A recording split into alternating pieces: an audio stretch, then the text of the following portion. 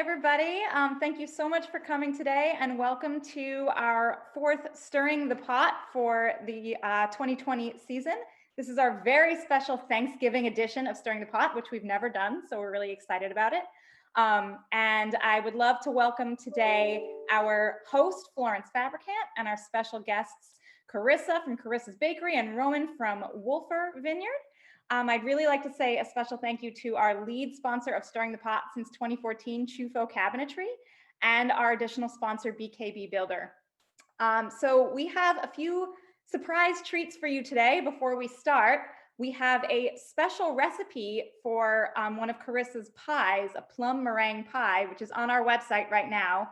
You can go to guildhall.org/stirringthepotathome and find that recipe right there. And we have two very special discount codes for you today. If you go to carissasthebakery.com and you use the code all in caps FLOFAB15, that's FLOFAB15, we will put this in the chat. You get 15% off Thanksgiving pie pre-orders. And if you go to wolfer.com and you use the code FIRSTTIMER, all in caps, you can get 10% off your entire order online. So we will be putting those in the chat, and I'll say it again at the end. As you're watching today, if you think of a question, and please do, because all of our guests are here to answer your burning Thanksgiving questions, please type it into the chat. And at the end, we will be asking all the questions to our guests. So please enjoy and welcome everybody. Good morning, everybody. It's really a pleasure on this beautiful day. Doesn't feel like Thanksgiving is anywhere near coming soon with this weather, but I'd like to introduce my guests, Roman Roth, who is the winemaker and partner in Wolfer Estates, has been for decades, and has made it the South Fork wine gem and put the name of South Fork wines around the world, actually. And it's not just about wine at Wolfer. There are spirits, there's cider, there is verjus, there are dessert wines, there's a whole range. So they've done marvelous things. And then Carissa Waechter, who is baker extraordinaire, started with a little store in the village and now has a restaurant and bakery up on Pantico Road, and is really known for her breads and pies. So it's great having them, and it's great having you all. And we can, and with all due respect to Jennifer, we're not going to burn anything this Thanksgiving, burning questions aside. At the times we've been talking about Thanksgiving, we usually start talking about Thanksgiving in July. Even though we're not the magazines have their Thanksgiving turkey porn shot for their cover, usually done in July, but we don't do that. But we start planning, and it's always a challenge to do favorites and yet something new. So with Thanksgiving, you've got the ultimate at-home holiday. This year, I've seen much more availability of Thanksgiving dinners or Thanksgiving everything but the turkey, which is what Carissa is doing, for home delivery or pickup to ease the burden, even though every indicator tends to show that the Thanksgiving gatherings, because of the pandemic, are likely to be much smaller this year. But it doesn't mean you don't have to cook. And if you enjoy this at-home holiday, you probably have already started your planning. And the question for those of us who like to cook, do we want to do the same menu or do we want to do something new? 2 years ago, when I was starting to work on the new Ladies Village Improvement Society cookbook, a recipe from Laurie Anderson, the multicultural entertainer and artist and genius, struck me as an interesting side dish for Thanksgiving called birdhouse potatoes with Brussels sprouts, snap peas, and mushrooms. And it's these small pieces of potato, and you've got mushrooms and Brussels sprouts. Everything's about the same size and cooked in a creamy yet mustardy sauce. And I brought it for Thanksgiving. We do Thanksgiving at my son and daughter-in-law's house. I brought it and everybody loved it, as so much so that I'm no longer making my creamy potato gratin. I'm making these instead. So I recommend that recipe. Now, Carissa, I understand, is offering everything but the turkey this year from her store. And what exactly does that involve? Right. Okay. So heavy on pies, of course. And let me be clear, it's certainly not all me. We have a fantastic team. I have amazing business partners. We have some very talented people in the kitchen. So certainly not all me, although I will have a heavy hand in the pie department. So this year we're doing stuffing, of course. We're doing two versions. One of them has sausage and the other is a vegetarian. Of course, everything uses our breads, a lot of our sourdoughs, and some of the seeded baguette too. We're doing Japanese sweet potato with chilies and lime, and the other one is a charred greens with preserved lemon. We love preserved lemon at the bakery. We use that in so many things, so many different ways, both sweet and savory. We also do soups. We're doing a ginger squash soup, which is amazing, and a wild mushroom. We had both of those the previous year, so if anybody's done there before, yeah, those are definitely keepers. Where are you getting Japanese sweet potatoes? And maybe tell everybody what they are. So yeah, it's actually a beautiful version of a sweet potato. It's a little bit whiter. The flesh is whiter. It's starchy, but it's not overly sweet. It's very nice. So we do that with lime. Gives it a little bit of a fresh taste and some chili. Wow. Yeah. And the vegetarian stuffing is what? So we do a delicious vegetable stock. It has mushrooms, heavy on herbs, very heavy on herbs. Last year we did za'atar, and that was really nice. So we're going to do some za'atar again. We're going to switch it up a little bit than we did from last year, but keep it. The trick is in the vegetable stock to keep that just layers and layers of flavor. Do you actually roast a turkey for Thanksgiving? Myself personally? Yeah. No, I go home and I take a nap and then I eat oysters with my friends. Leftover turkey sandwiches on the pickled rye bread. That's my favorite. Do you do one of those Thanksgiving dinner sandwiches the next day? Oh, absolutely. The pickled rye bread was made for that. So the trick is to get it as high as you possibly can. I think, and as many layers of turkey and a big chunk of lettuce is very important. And I put pickles on the pickled rye bread too. And cranberries? Maybe I go against the grain a little bit. We are doing cranberry also at the bakery, but I like to have that more of a dip with my turkey sandwich. Very good. Yeah. I know that people may have questions about turkey, particularly this year if you're doing smaller Thanksgiving. Before we went on the air, I was describing comfy turkey legs that a butcher in Manhattan that also delivers out here called Dixon's. And those turkey legs are cured and then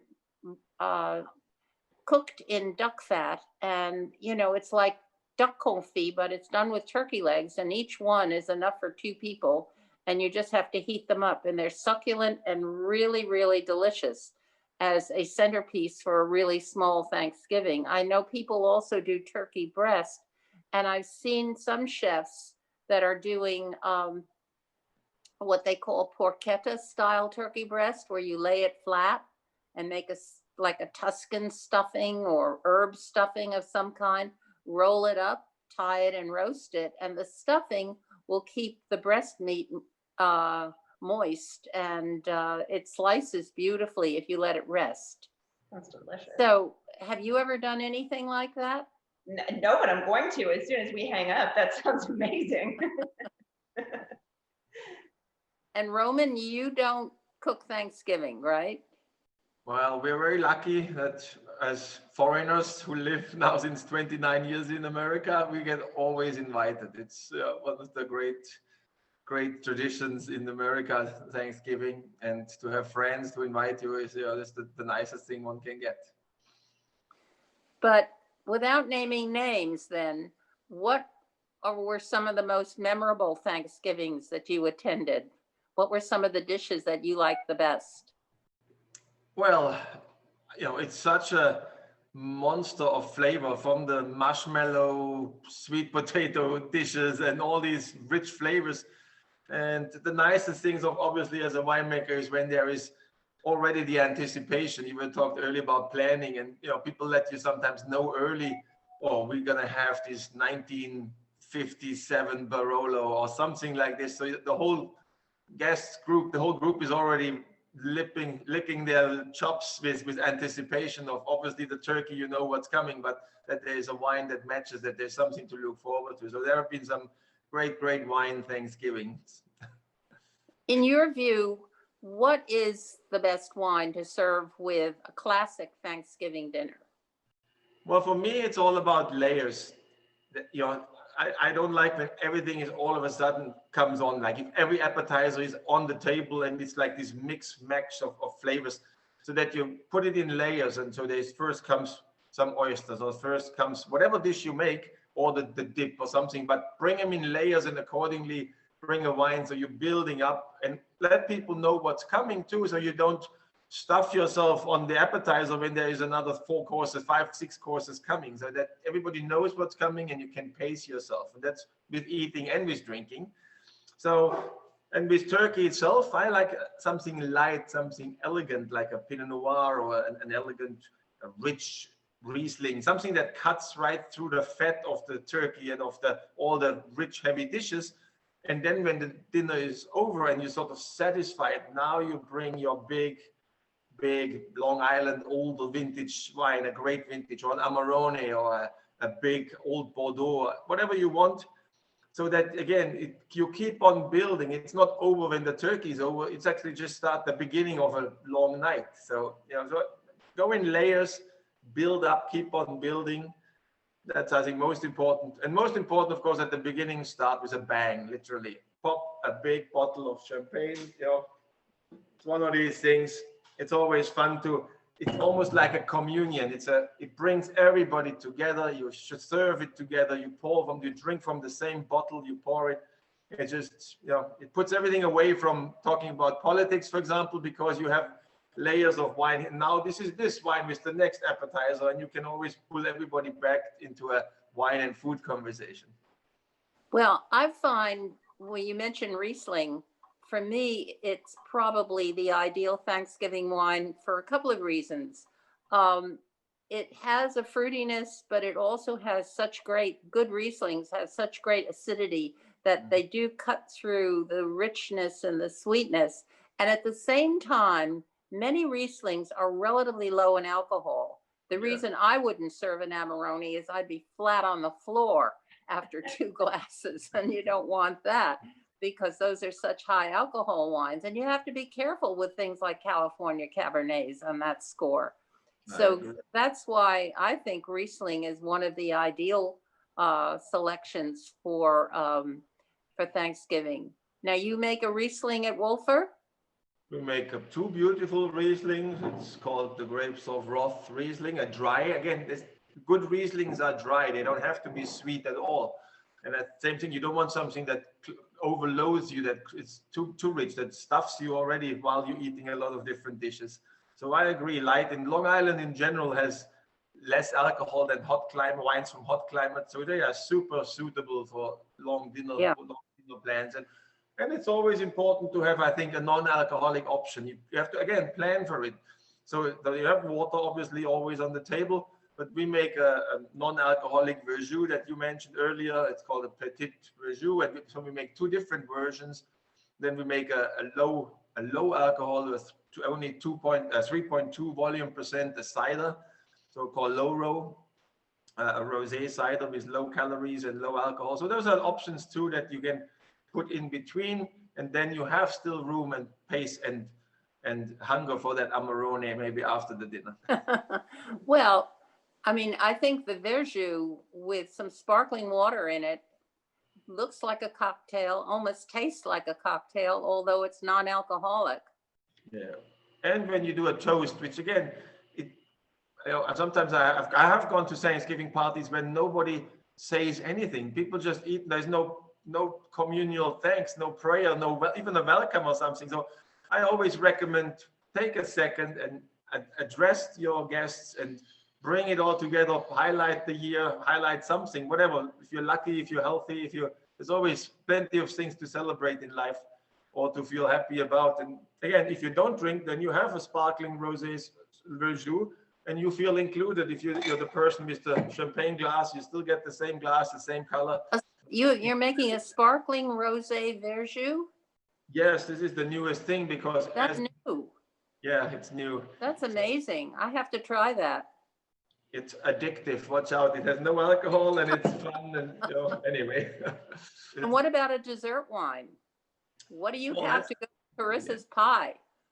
I know. I've been very fortunate to have many times. We have a very good friend and she always invites and always have your pies, Carissa, and they are just fantastic. I don't like desserts that are too sweet because again, it puts it over the top and you have a great balance, I think, in your recipes.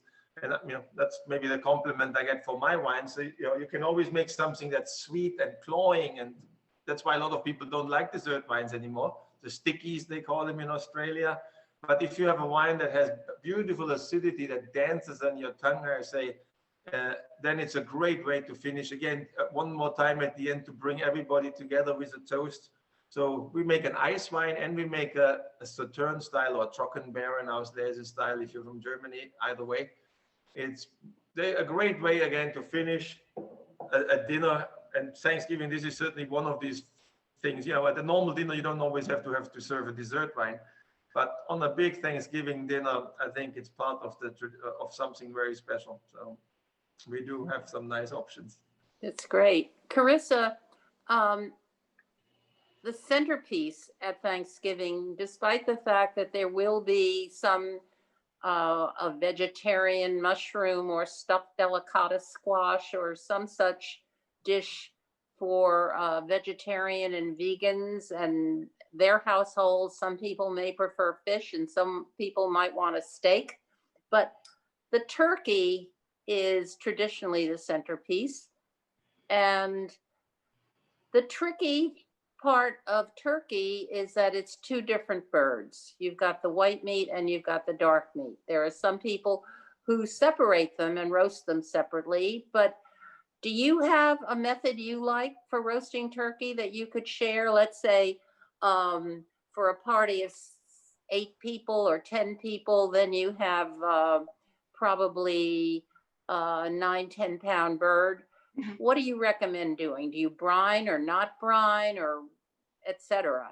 I happen to be a big fan of a dry rub always.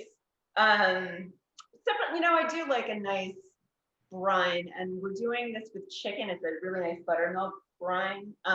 That's delicious. So we'll soak it for 24 hours. You can apply it to turkey as well. Soak it for 24 hours. Dry it off really, really well. Pat it dry, super important. And then if you do use a stuffing, a very, very light amount of stuffing on the inside. It's almost better to roast it without the stuffing, and then cook your stuffing separately on the side. What temperature? I mean, when you say brine, you said buttermilk? Yes, buttermilk brine. Regular supermarket buttermilk or dairy buttermilk? Because they're two different things. I would do actually a regular buttermilk. Yeah. Okay. And what kind of turkey do you usually buy? Supermarket turkey, frozen bird, or heritage, or Iacono? Heritage is amazing. We have Iacono farm around the corner, which is like so fantastic, really the best you can get your hands on. But yeah, a nice heritage bird. I would do smaller if you can. Small is always best. And if you do a few, that's even better. It'll roast more tender. Yeah. And then I'm a big fan of vegetables underneath, basting, really well seasoned, and just the freshest vegetables you can have. And that's it. You kind of can't go wrong. What temperature do you start it at? Do you cook it on a rack, right I would side do it super down? hot, 475 to start. Definitely do it on your rack with the vegetables underneath, so it absorbs all of that juice. And then I would lower the temperature after about 20 minutes. Make sure you're putting your bird in super hot. The oven has to be very hot. And then you can bump the temperature down after that. And how long do you The let it? important thing is that you don't leave your oven door open for a while, and then you put your bird in. It's really got to be very hot, and you close it right away. Slam the door. How long do you leave it out resting before you carve it? Oh, I would honestly a good half an hour. How about you? I'm pretty traditional. I'm a really old-fangled cook in many ways, but I find that starting it at high heat for about a half an hour works. I've tried it upside down to start because most of the fat is on the back, and that way you get better drippings. The only problem with that is that the rack leaves funny indentations on the breast, so the breast doesn't quite look like a designer turkey. But So Florence, will you turn it halfway through? Will you flip it halfway through? You said you started on the back. No, for about a half hour at high heat and then turn it over. And then what I do is roast it the rest of the time at 325, because I'm a believer in slow. We're talking about, slow roasting this turkey. And then you calculate your timing. The first time I ever made a turkey, before I knew much about cooking, I followed some kind of directions that had you roasting it like 25 minutes per pound, and I wound up with sawdust. I was amazed at how fast relative to some cookbook instructions. And now I find with my method, 15 minutes a pound is plenty. I look for a temperature of not more than about 145, 150 in the breast. And when you let it rest, it goes up a little bit. And with a heritage turkey, I don't have the same kind of insecurity about the quality and about possible contamination or anything like that. So that's another factor. And Florence, how long do you rest your turkey once you take it out of the oven? 20 minutes. Unless things are so chaotic, it turns into 45. Often the case. But before the turkey is done, what I do, I have the vegetables in the bottom, including lots of onions. And I've already made turkey stock from the giblets, not the liver, but the giblets and the neck, these extraneous parts. And I've made turkey stock in advance. And I have onions sizzling in the bottom of the pan. And then I would say when the turkey's 2/3 done, I don't let the onions and vegetables burn. So that's when I add some water. And then before the turkey is done, I take all that stuff out and put it in a strainer or a sieve over a pot and start working on the gravy. And because the gravy is an important part of it. Of course. And I always use a little tawny port in my gravy. That sounds amazing. But I mean, it takes experience, and it takes experience to kind of have the confidence to even trust your instinct in terms of when it's done and everything else. Is there an air fryer big enough for a turkey? I know somebody who swears by his air fryer, and he says he's going to do a turkey. I've never tried a deep fried turkey that people do in their backyards. I've had it, but I've never tried making it. Somehow the aroma of the turkey roasting in the kitchen. I mean, even when I was from my childhood, I remember my mother roasting a turkey, and that aroma is so distinctive, and to me, such a signal of the holiday and what's the meal that's going to come. Now, Roman, I have an important question for you. What is the best wine to serve with sweet potatoes and marshmallows? Well, again, I think if you serve them. you have two options. Either you go with a contrast, again, light and elegant, or you go with big and fat and rich to complement, to go in the same, to make it even bigger, even fatter. So those are your two options. So either you would go with like a beautiful Cabernet Franc or a Pinot Noir or an elegant Sangiovese or something from Italy, or you go with the big gun and put it's not my idea. I like the contrast, but some people like the bigger, the fatter, the richer, the better. Again, then you go with your bigger hot climate, like a big Cab Sauvignon or something like that. So. Well, here's a question for Carissa. The meringue on your plum pie, the recipe, could people use that instead of marshmallows on their sweet potatoes? Yes, I would recommend that they do. I'm not a huge marshmallow fan. I happen to love meringue. And it's not necessarily, you don't have to follow that recipe exactly. The ratio would be 1.25 sugar to 1 egg white. So if you use a cup of egg white, use a cup and a quarter of sugar. And then you just heat that over steam, whisk constantly until it's really, really hot. I think the actual temperature is 160, I believe. But just until it feels really hot to touch, and then you continue whipping. You can put that on your KitchenAid. That's kind of ideal. Until it's shiny. It takes about 10 minutes. And then you can either pipe it or you can spatula over, and it would be delicious. And you can torch it if you'd like. That would be just like flamethrower. Yeah, I mean, it's always a kind of a bone of contention. I'm not a fan of it, but we always have to have it because people in our group insist.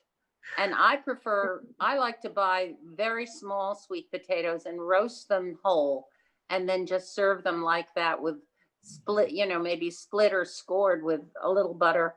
And I think that's all they need. They're just flat out delicious. So have you already gotten a lot of orders for pies? We do, yeah. Thanksgiving for us is like the Super Bowl. It's kind of like a really, really big deal in our house over here. Yeah, the orders are coming in. Very heavy on pies and bread. People definitely like their pies, of course. And lots of sourdough, lots of baguette. Let's see, pickled rye bread, of course. That's our signature. Well, let's talk pie, because next to, or maybe even more so than preparing and roasting a turkey, people freak out over making pie. And somehow pie has become the iconic dessert for Thanksgiving. I'm not sure I know why. One year I made a pumpkin chocolate cake, which was delicious, but it wasn't pie. And where's the pie? So what can you tell people, either both experienced and novice bakers? What are your tricks or tips for making? I mean, if you have made it through 2020 and you have made it through the last election, then pie making should be fun and should be therapeutic. Don't let that intimidate you. Don't let the pies intimidate you. We've come this far, we can do it. I think the trick is, with anything, always have a backup plan. So if you feel more confident and comfortable because you happen to have a pie that you've made before in your freezer or pie crust frozen, and you can revert back to that, then you should do that. You should make one ahead of time and just have that. That way it'll give you the peace of mind.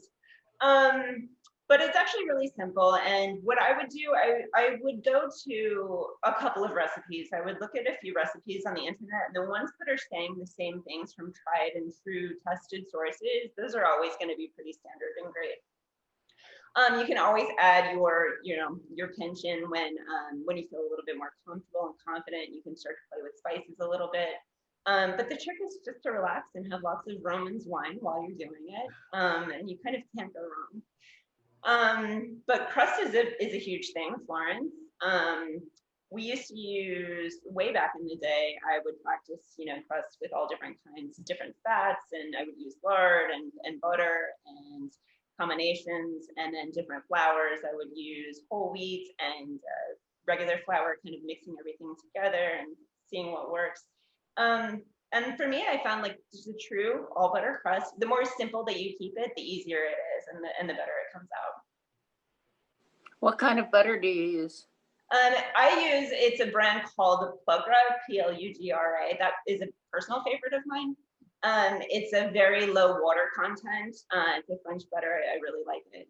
Yeah, it's good in cake, very good in cakes, buttercreams, but especially pie crust. And regular all-purpose flour, unbleached? We use unbleached, never bromated. King Arthur is a really good brand. And then I like to add whole wheat flour to it. We are very lucky. We work around these farms that grow wheat, so we use a touch of that in our pies. We mill the flour ourselves. So we use a portion of the whole wheat along with the all-purpose flour. Now, do you mix the crust by hand or machine? So at the bakery, we actually do so many that we mix by machine. At home, I would recommend that you do it by hand. It becomes a more tender crust and it's easier to kind of control. I think temperature is really important too. Probably one of the most important things with baking and pastry. So you can kind of control the temperature really easily. And if you feel like it's getting warm, then you just pop it in the fridge or the freezer really quickly until it. And do you roll it out? Do you roll it out as soon as the dough is made, or do you refrigerate it, or do you roll it and line the pan and then refrigerate it, or what do you do? So at home, I happen to be a pounder, so the rolling pin pounding method, and then sort of like working it like that. So you could call it rolling, but it's not a traditional roll. In other words, to expand the circle of piece of dough, you pound it with a rolling pin. I would pound it with a rolling pin, and then once it gets to sort of, roll it a little bit, and then you want to press it into your pie tin. I happen to have one here. I don't know if you can see, but when it gets, round enough to put it in your tin, you kind of want to fold it in, and so it hits all the corners, but then you want to press along to get it like exactly where you feel like it's right. It's kind of an instinctual. How thick should it be? What? Like a quarter of an inch. Yeah. A quarter. Whatever feels right. Yeah. Well, I roll it, and I use a French pin, which is a pin that's tapered to the ends, not a traditional rolling pin with handles. What do you use? I also use that. I don't like the handled pins. I feel like it's too hard to control. I tend to be more heavy on the right side. So yeah, the pin is thinner, and it allows you, I think, to manipulate the thickness of the dough more easily. And then, do you crimp the edge? How can you show people how to do that? We can do that. And then if you're doing a meringue, it's kind of it's a lot more forgiving. You can cover any mistakes, any errors, any blemishes with meringue. So meringue is always a safe go-to. But one really easy trick, hopefully you can see it, is to sort of pinch. You want to press your thumb in and then pinch like this. I don't know if you can see that. And then you just do that all around. You do that all the way around. Yeah. Yeah, that's the easy one. That, or just pressing it around with the tines of a fork. A fork, yes. So even the edge of a spoon, it'll give you that sort of curved look. Is nice. Oh, nice. Yeah. And if you have a nice thumbprint, that would work. Now, do you ever, for certain pies, you might want to blind bake? In other words, bake the crust without a filling and then fill it with like a custard pie or something like that. Yeah. Now, when you blind bake, what technique do you use? Do you prick it, not prick it, line it, not line it? So for me, I find, and I'm interested in your methods too, because you're the rock star. But I find that if I prick it with a fork and then I line it, I actually think it's very important to chill it after you prick it. So whatever you're lining, it doesn't stick. I tend to like coffee filters. I think that those work really well, and either baking weights or even dried beans work. But I think the most important thing is to make sure that it's cold when you line it and then cold when you throw it in the oven. Does that prevent it from shrinking down from the sides? Shrinking down, but also sticking to your coffee filter. There's nothing worse than pulling a blind baked pastry out of the oven and then taking the coffee filter off to realize that your pie, the middle of your pie also goes up with the coffee filter. Well, I read something not long ago because I bought these little pie weights that I use all the time to keep it down when I blind bake with a piece of foil to line it. But what I learned from this one article is that just lining the bottom with the pie weights isn't going to cut it. And what you need to do is fill the entire pie with pie weights. So I bought extra pie weights and I fill it to the top, to the rim, and shrinkage is no longer a problem. Because before I did that, sometimes halfway through the blind baking, I would look in the oven, it was beginning to slump a little. So I kind of push it back up. But the surefire way is to have pie weights all the way up to the rim of the pie. Which you would have to bake it a little bit longer if you're going to do that, just to ensure that the bottom is baked thoroughly. Yeah. Yeah. And then again, I would suggest that if it does shrink, just cover the sides with marming. That's Much interesting. easier to order from Carissa. Now, if you make a pecan pie, what is your main sweetener there? I have not made a pecan pie in a while, but I believe the last one we definitely would have done maple syrup, a combination of maple syrup and brown sugar. It's been a year, actually. The last pecan pie I made was on Thanksgiving last year. And yeah, I'm a maple syrup girl too. Yeah. White sugar has its purpose, but really pies are more about the filling and highlighting the filling. So if there's something that you could use to sweeten it that would add an additional richness or something to the flavor, you want to use, brown sugar or, even a touch of molasses in there. That would be nice. And what is your favorite apple for pie? Oh, for me, you have to use a combination. I think that, like we were discussing earlier, it's nice to have. I don't always use a blend. You don't want you don't want crunchy apples, but you want nice hearty pieces along with the smooth smaller pieces that you kind of find with your fork at the end. So I like to use a variety. I really like the taste of green apples. Those are my favorite for sure. I love rhubarb pie. Rhubarb? Rhubarb, yeah. Well, you have to wait for spring for that, Roth. Unless you buy somebody's strawberry rhubarb jam. Yes, true. But also the triumvirate of Thanksgiving pies. We've talked about pecan, we talked about apple. Now, what about pumpkin? Do you make pumpkin pie? Definitely. In fact, we just got our delivery from Amber Waves Farm, and for our pumpkins, we use a Long Island cheese pumpkin and a butternut squash pumpkin, or butternut squash actually, because that actually tastes very much like pumpkin meat, and it's very good for baking. So yeah, we use that. We use a little bit of rum, lots of vanilla, eggs, brown sugar, of course, maple syrup, a tiny touch of molasses, and spices. Do you use what they call, put on everything from cream cheese to your shoes, pumpkin pie spice, which is the seasonal item? We prefer to mix our own. So we use a blend of cinnamon, clove, nutmeg. For a while, I was putting a tiny touch of 5-spice in there, which is ginger. Oh. Yeah. It has ginger, a little bit of fennel seed, but you don't want too much fennel seed in your pumpkin pie. So we stopped doing that and just making our own blend. So you could call it a 4-spice pie.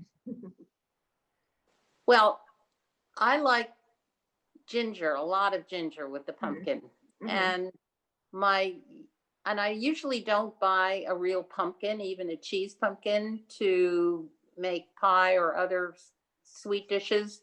And I find that the honey nut squash, which is a new squash, is just fabulous. It's a small, kind of the shape of a butternut with an amber skin, but just a dense and succulent flesh that's not at all stringy.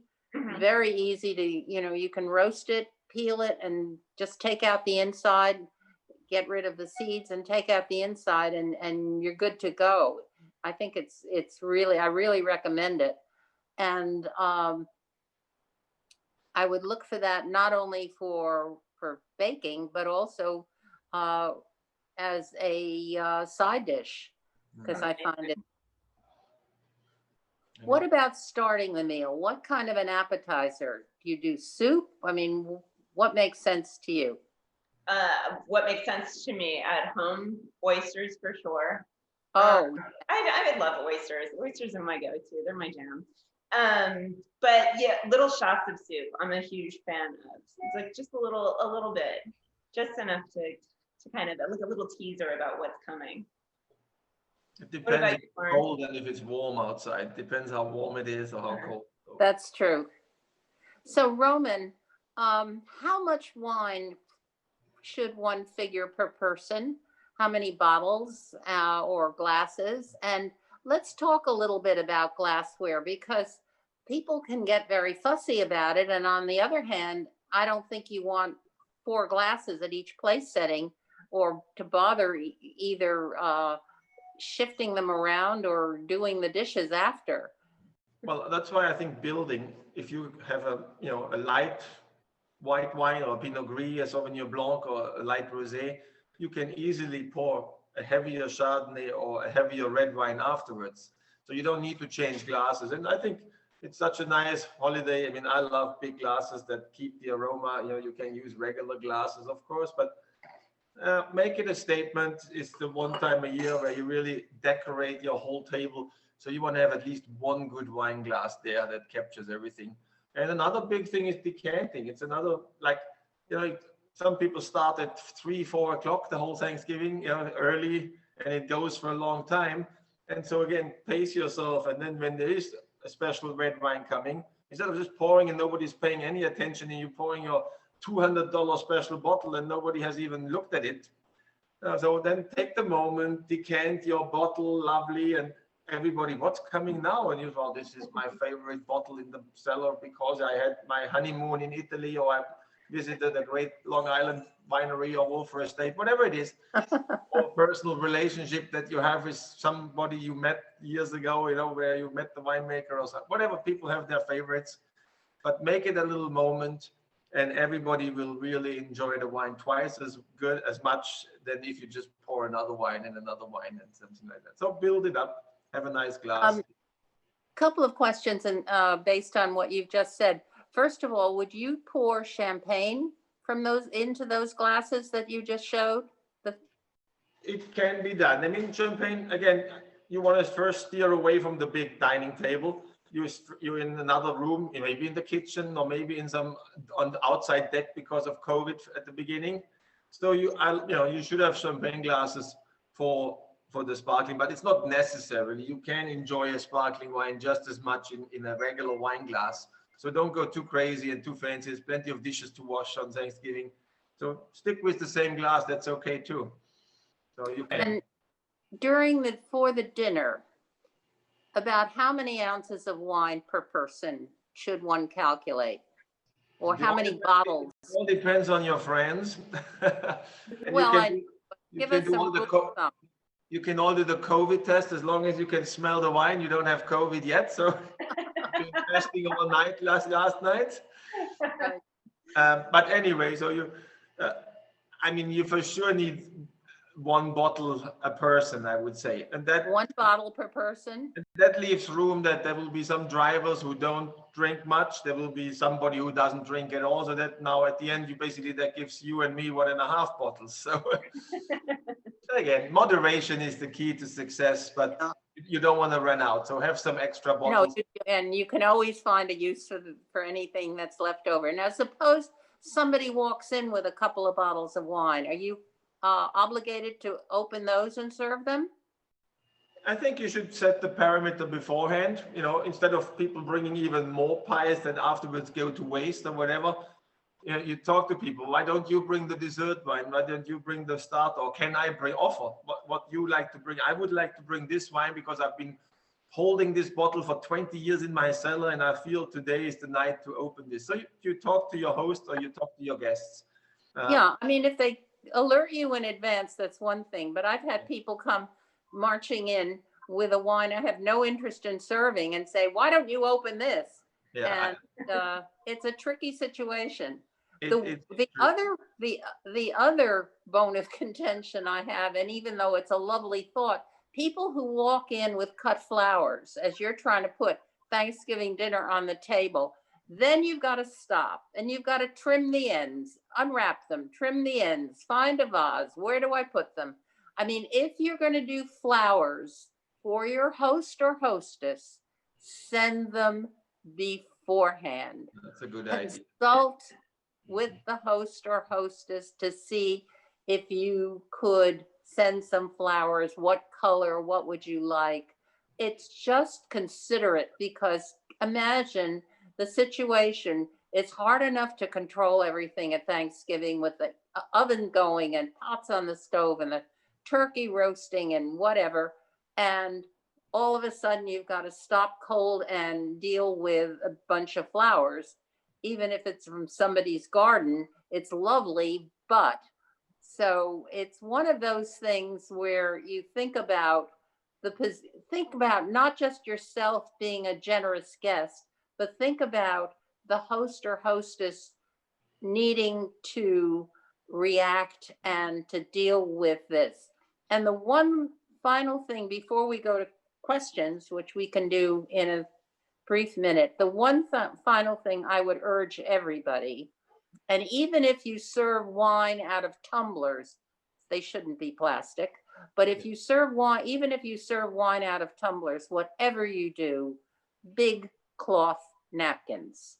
Paper napkins for me just have no place on the Thanksgiving table. And nowadays you can buy cloth napkins, you can throw them in the washing machine. They're ecologically sounder than paper. So, and they're better for the guests. Much better. They can cover their laps with a nice, good looking cloth napkin. I think so. One quick thing too, Florence, because I think the whole dilemma when somebody insists, when they come with bottles to your party, instead of doing a hostile takeover and now there's a conflict, it's better to come, because you may come to a household and they serve only white wine and you want a red wine right from the start. So instead of then being stuck there, you say, I brought this one for myself. And I brought, so basically you say, I know that you like Pinot Noir, I hate Pinot Noirs, or you can somehow, take the pressure of the host by saying, here is one bottle for you, but this one is for me, and this way there is no fighting going on. Okay, well, Jennifer, I think we're ready for some questions. We have time. Great. So, we have a lot of questions queued up already. So the first question, Carissa, if you could just remind everyone that we had someone ask, what is the proportion again of egg white to sugar for the meringue? Okay, so very standard, very easy. Go to every time. It's 1 egg white to 1.25 sugar. Large egg whites, right? What's that? Large egg whites? Yeah, I do it either by weight or by volume. So if you, for example, if you do 1 cup of egg white, you would do 1 1/4 cups of sugar. Great. The next question is, Carissa, your website lists only mixed berry pie now. Actually, I think they're looking in the wrong place. What other pies will you have for Thanksgiving? So if you go to Thanksgiving pre-order, that's where you'll find our Thanksgiving pies. A good chance to talk about. We will have a pumpkin pie, of course, the pumpkin and squash pie made out of local squash. We will have the mixed berry and cranberry meringue pie, of course, which is kind of a teaser of what it's going to look like. And what else do we have? We have a traditional apple pie. It's a double crust. And the last pie is, I'm blanking. What's the last pie? Cheesecake, I think. What you got, Jen? It's the apple cider cheesecake pie. So we use the milk hill apple cider. We reduce that down and we make a cheesecake pie out of that. Thank you. I'm excited for that. So next question from Linda says, we are cooking our turkey on a gas grill with the cover closed because our stove oven doesn't work. There are instructions available online, but do you have any tips for that? Anyone? I would say if I were cooking the turkey on a gas grill, I would spatchcock it. And that means have the butcher, or if you've got a good cleaver, you split it down the black backbone. You can look online, you can look at the New York Times cooking website, shows how to spatchcock a chicken. So you flatten it, and that way you can grill it much more evenly and baste it more easily. And then turn it, and you have the skin on one side and the meat on the other. It's really the most reliable way to cook a turkey on a grill. And if you have a Traeger grill, they are fabulous for that. The Traeger grill, they have this automatic little temperature device. It has a computer on it. And if it needs more heat, it basically throws in little tiny briquettes more into the grill. It's basically, it's a smoker in some ways, it's a grill, but I've never seen any grill that keeps the same temperature. You can put whatever, 340 degrees, and it will hold 340 degrees the whole time. It's just a fantastic way to keep a consistent temperature. Traeger grill. That's a gas grill. A gas grill, but it's a Traeger. That's the best way to do anything. Yeah. Like that. Because I have a charcoal grill, but the method I described of flattening the turkey, or any bird for that matter, works on a charcoal grill too. Yeah. You just have to keep your eye on it and adjust the heat if you can. On my grill, I can raise or lower the bed of coals to get them closer or further away from whatever I'm cooking. Mm-hmm. So next question is, smaller outdoor gatherings are being recommended this year. Considering the weather averages 40 to 50 degrees around Thanksgiving in the Hamptons, do you have any thoughts about keeping food hot outdoors or keeping guests hot? Brandy will be a good example. Blankets for everybody. Big blankets. You know, there are hand warmers you can get, and maybe have those. Or if you have a space heater that you can plug in outdoors, might help.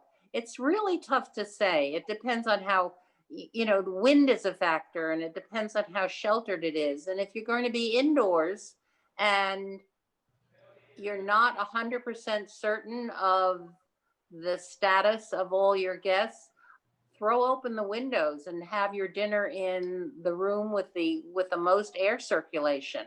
Turn on a fan to circulate the air and have the windows open if you're going to be indoors. I was last night at an event outside, and I think the biggest mistake people make, because in restaurants they have these heaters on from the top, these mushroom heaters. So you get a hot head and your feet are freezing, and it's just never comfortable. So I feel that those space heaters underneath the table, as long as you're warm, or your feet are warm, you will be fine, because on top you can have a warm sweater and you're okay. But so make sure the heat comes from the bottom, or have what is it called? A patio that may be heated or something like this. Figure out something like that. All right, so next question, lots of turkey questions. Nancy says, we prefer turkey breast. Do you know of a good stuffed or layered rolled turkey breast recipe? Florence, you did mention one. No one can probably carve a turkey in my family, so that's another reason to use the breast. It needs to be large enough to serve 6 to 8 people. How large would I need? Well, usually without the bone, you've got to figure at least a half a pound per person. With bone, you usually figure a pound per person. It depends on what else they're serving. And if you look up a recipe for instance, a stuffed breast of veal or a porchetta, basically you're dealing with the same principle. You've got to butterfly or flatten the breast, not keep it whole, but flatten it out. And that's done by partway slicing through and opening it like a book. And then you put in your stuffing and you roll it up and tie it with butcher string. And I would either slather it with duck fat or some other moistening, because turkey breast is very lean. And you might even consider using some ground turkey in your stuffing, which it would be from the dark meat, which would enhance the turkey flavor, but also enhance the richness of it. And then would roast it 10 minutes a pound tops, and then let it rest and so forth. But if you buy it from a butcher, ask the butcher to butterfly it so you can stuff it and roll it. But look up a recipe for stuffed veal breast or stuffed pork called porchetta, and it's really the identical principle. So another turkey question. Karen says she's smoking a Black Heritage turkey this year, about 12 pounds. Any tips? Well, I've never smoked a turkey. I've never, I'm not a smoker. I'll put it that way. But I don't know. I don't know what to say. I don't have I do a little smoking on my grill, but I would say if you've got directions that come with your smoker, follow those, or check out the internet and see if there are recipes. The egg, what is that? The green egg is quite nice for smoking. Yeah, the green egg is, I don't know what kind of smoker you have, but that's the one that a lot of people tend to use. So we have another question about trying to get to the Thanksgiving pre-orders on Carissa's website. So I'm just going to tell everyone, if you're on the website, you click on the 221 Pan to Go order online. And once you click on that, there are options like savory, all day, and then Thanksgiving pre-orders. You click there, and that's where you're going to get all your options. You can always call us too if it's really confusing. Thank you. So that brings to mind one other question that we didn't cover in our conversations, Carissa. What about bread? Do you need to serve bread or rolls at a Thanksgiving dinner? I mean, we've dispensed with them because there's so much else to eat.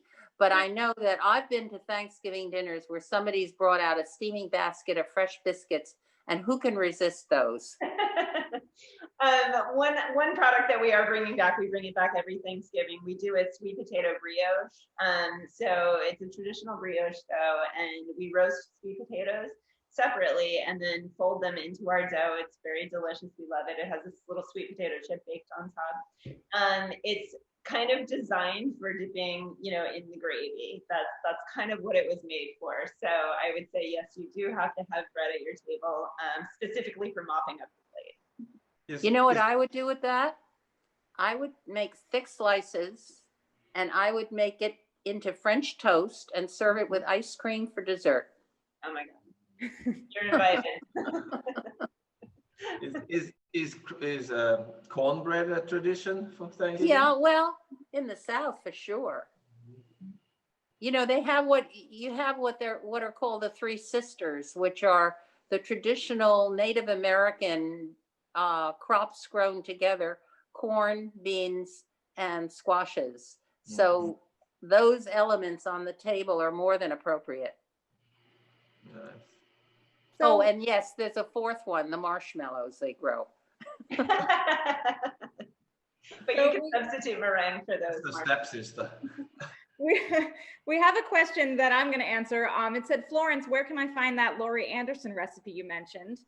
Well, it's right here in the Ladies Village Improvement Society cookbook. Page 190. Yeah, I already have it bookmarked because literally we're going to make this on Thanksgiving because of your recommendation, Florence. So I literally had it sitting next to me. This is the recipe in the Ladies Village Improvement Society cookbook, which I know you can order off of the Ladies Village Improvement Society website, which, Florence was instrumental in making this cookbook. And then put Laurie Anderson on your playlist. So our next question actually is from my wonderful husband over there in the living room. And he says, Joe, if people know him, we are considering making pan-seared duck breast for Thanksgiving instead of a turkey. Any ideas on how to make it feel a bit more like traditional Thanksgiving with a totally different meat? Well, first of all, I don't know how you make your pan-seared duck breasts, but I have a very particular method of making them, which I'll share with you, because it's such a no-brainer. What I do is I score the fat, and I do it then either in a hot cast iron skillet or on a grill, sear it on the fat side just to brown it. Flip it over, and then put it in a 175-degree oven for an hour and a half. And it comes out perfectly medium rare, and you don't have to think about it. And you want to make it Thanksgiving, cranberry chutney all the way. Perfect. Thank you. Sorry for slipping in some of our own stuff there. Nancy Brody asks, could I use buttermilk like Carissa said she does with the chicken to brine the turkey breast? I say yes. Okay. Actually, in Kentucky, they use it for quail. There you go. Next question is, one of our patrons says, I see a bottle of grapes of Roth Merlot on the table, Roman. When might we expect the 2017 vintage to be released? It's coming out the week of Thanksgiving, somehow, miraculously. No, everybody's been waiting. It's been sold out, and I think the week before the 17th, it's tasting beautiful. I made the tasting notes the other day, so even I am waiting for that day. Next question is, Delish just published a map that looks a little like the electoral map of favorite Thanksgiving sides. Mashed potatoes were the bipartisan favorite. Since Long Island is known for its potatoes, what suggestions do you all have for making the most of local potatoes? Well, the first suggestion I have is arm yourself with a potato ricer, and cook the potatoes enough, then you can just force them through the ricer. Then, depending on your taste, you can season them you can use as much butter as you have potatoes, the way the late chef Joël Robuchon did, or you can add milk or olive oil or yogurt or however you want. They're very, very compatible with any of those. And you keep whipping them with a fork or a wooden spoon until they're the texture that you want. Season them with enough salt and put them aside to reheat very easily, or put them in a casserole and let them brown on top when you reheat them in the oven, depending on whether you need burner space, oven space. There's a lot of real estate in the kitchen that it gets called for at Thanksgiving time. But mashed potatoes, and frankly, I like to use large baking potatoes to make mashed potatoes because they're kind of floury. But I think they work better than a waxy potato. But you can make mashed potatoes out of anything. Sweet potatoes. I saw a really nice movie. I think it's called Guernsey the other day. It's when the Germans occupied in the World War the island Guernsey, and there's this potato and potato peel pie. It's the Secrets, this book society of the potato. You have to see it. It's quite something, and it's quite funny. It's well worth watching, and it deals with a potato pie, potato peel pie. Wow. Next question is, I am only having 4 people total for Thanksgiving. Would you just do pieces or a whole bird? I would buy the confit turkey leg. I'd buy 2 of them. Or, you could do, 4 people, it's hard to have a small enough turkey for 4 people. You might be better off with a duck or a chicken. But if you insist on turkey, maybe buy a turkey breast and put half in their freezer for another day.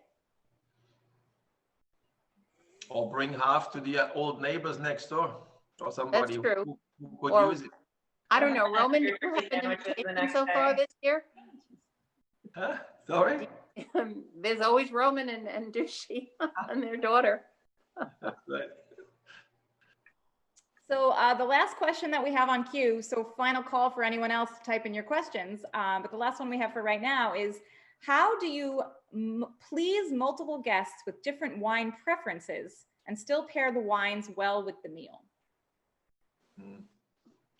Well, I think you have to have always 2 options. Again, some people will not like sparkling, so you have to have a still white wine. Some people will not like red, you have to have a white. So I think for every beginning, middle, and the end, you have 2 options. So for every wine, and that way you get both, you cover both, and always have a backup wine too. Let's say you have that big, a big 3-liter bottle of that special wine that you bought or that you got for your 50th birthday. Well, what happens if it's corked? And this is the only wine you're ready and temperatured. So you always have to have a backup. And if somebody, well, if the wine is corked, have a second bottle. If somebody does not like the white wine, and so you had 3 bottles of that white wine ready, well, you better have 3 bottles of red wine as well ready. So plan ahead, be ready, and ask. It's a conversation. Ask your guest, what would you like? These are the 2 options. So that, I think this way you get away. Unless you invite the billionaire Bill Koch, who once told Danielle when he was making a reservation and he was told there were no tables, he said to the reservationist, "But you don't understand, we only drink Petrus."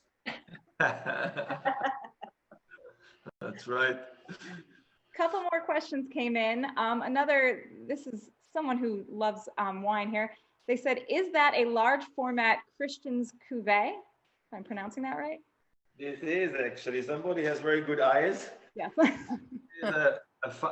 This is a 5-liter bottle of Christian Cuvée. This is a 2017. So I make around 18 bottles of this in the great vintages.